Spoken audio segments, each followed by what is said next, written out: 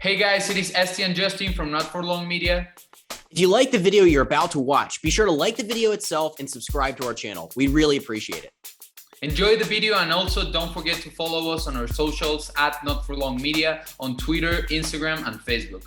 I can't help but thinking, I see these three boxes on the screen. I can't help thinking that we kind of have our own little Manning MegaCast going on right now. Wow. Yeah. Wow. Yeah. So who are you, Justin, if you're going to call the Manning MegaCast? Oh, I would be the sheriff, without a doubt.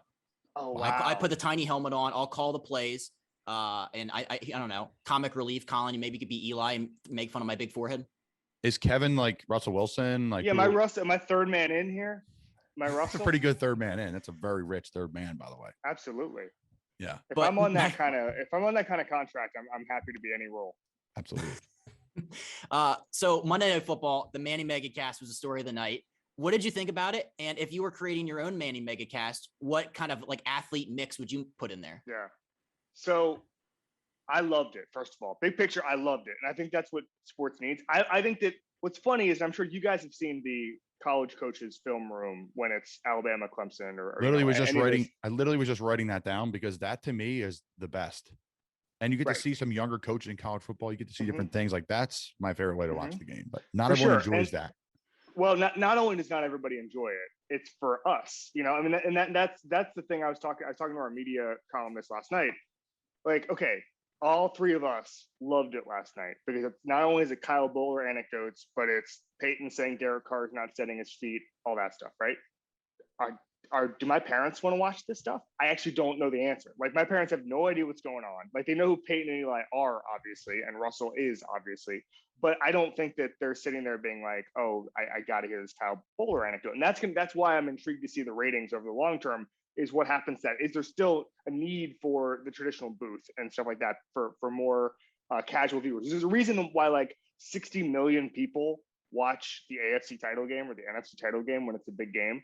And it's because of the casual viewers, not us, not a literal NFL player in one case. So I loved it. But I would also, one of the things, the reason it works is because it's hard for me to watch the college coaches film room during a game that I really care about. So like the national championship, I kind of just want to know who's going to win the game, what's happening, who's making the play, because obviously I don't really know the too deep of all of these guys unless it's a team I've watched heavily. And so I think that for Monday Night Football, where the games are not as like none of us are our lives are not going to change based off of the Raiders Ravens outcome, right? So actually that works in that regard. But if it's a Super Bowl or if it's a playoff game, maybe like a 2-minute anecdote doesn't really pay off, you know? So I loved it. I'm worried now that every network is just going to try this, and it's just going to be like every single any athlete who's ever told a joke is going to get their own broadcast. So I think networks have to guard against that. But great question, Justin, about how I would build that. So if it's football, you know, I think that there's probably some room. I'd love like maybe like a Larry. If you're looking for only retired athletes right now, if I had to like sign people right now, maybe like a Larry Fitzgerald kind of thing. Like maybe he could do something like that. He has so many connections in the league. You bring people in. He's funny. He's free flowing. I've had him on our show Slow News Day before. I really like him.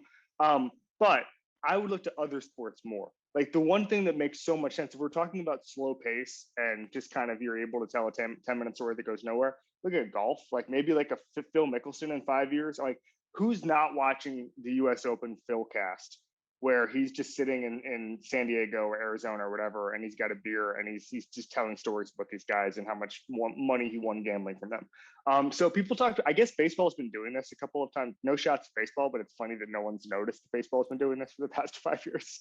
And so I think the possibilities are endless. NBA, hockey might be harder because of how fast paced it all is. There's not a lot of dead time, but I think this is the future in the sense that Peyton and Eli together chopping it up is the future. I think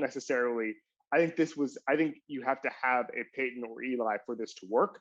But this is going to work in the long term. And it looks like they want to do it. The fact they're not in the same room is fine because they have chemistry. And they're brothers. They've been doing this for 40 years now. They're good on the chemistry part of it. So I adored the whole thing. Yeah, that's a fantastic point. And another thing too, is I came in about halfway through. Sometimes on the off night, I won't put football on, just unplug a little bit, listen to some music, just relax a little bit. So I'm getting so many texts about this. I'm like, you know what? I got to put it on. Well, thank God I did, because I put it on the fourth quarter into overtime, and it was just tremendous. And I think, honestly, because again, I didn't even know they weren't together. You know, that goes to show you how gelled they were. I literally didn't know. I knew Russ wasn't in the building, Russell Wilson, but you know, again, I think that the camaraderie between those two obviously is unbelievable. Two things for me: it brings in other fans, like you're talking about. So I have friends that are diehard Ravens fans, Raiders fans, and they're texting me about the game. I got a Ravens fan texting me about Darren Waller, like, why aren't they covering him? I'm like, well, what do you mean? You can't cover him. He's unreal. Like, this is a guy. John Gruden said today he's the best player he's ever coached, or last night, because he's that gifted. He's an unbelievable player, super smart, savvy, size, speed, everything. So it brings in other fans. Like, they're not going to watch that cast, but we're going to watch that cast. If you're not watching the Ravens or whatever, you want a little extra bite, a little extra oomph. I think that's really cool. So it's going to bring in the casual fan, like you said. And then I think the exclusivity of Peyton. Eli's awesome, but everyone really wants Peyton, right? Like, Eli's great, but Peyton is like the Saturday Night Live guy. You get to see a little bit more of Eli's personality, which I was surprised by when I played for the Giants, because when you're growing up as a kid, everyone kind of made fun of Peyton. I mean, Eli, because again, he's a Giant. I'm in Eagles country, and his face is kind of quiet and mellow, you know, just mellow during the game. But when I got there and like had breakfast or lunch with him, like every day or every other day, like, he was funny and witty and a lot like Peyton. So I think they're so exclusive, and Peyton said no to so many things. Like, I'm not doing Monday Night Football every night. I'm going to do this. He writes his own book. And Phil, it's a great point. He's the type of guy who can do the same thing. Just call what you want, pick your number, and we'll give it to you. So it's an interesting point.